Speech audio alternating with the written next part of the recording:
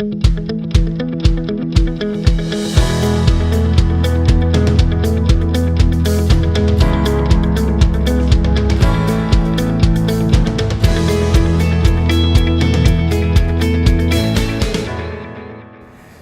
a really beautiful quote from Tao Te Ching, which is this kind of book of ancient Eastern wisdom. And it goes like this. It says, do you have the patience to sit still until your mud settles and the water becomes clear? Isn't that beautiful?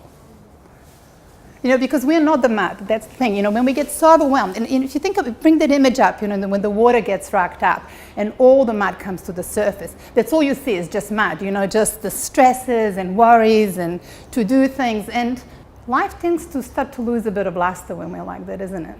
We start to kind of lose a sense of purpose or meaning, and we just kind of end up getting up, going to work, doing things, going home, going to bed, kind of develop this autopilot type behavior. And again, you're not alone. This is kind of it's how we're wired to learn, by repetition, right? But unfortunately, once you've repeated something more than 20 times, your brain goes into a mode, oh, I know how to do that, so I need to pay attention anymore, right? So for example, driving a car. Has it ever occurred to you that you're driving and then you get from A to B, and where was your mind? It's almost frightening, isn't it? We're only just barely enough not to kill ourselves, barely enough present.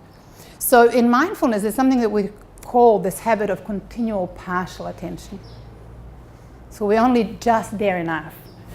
And when you're just there enough, you miss out. You miss out.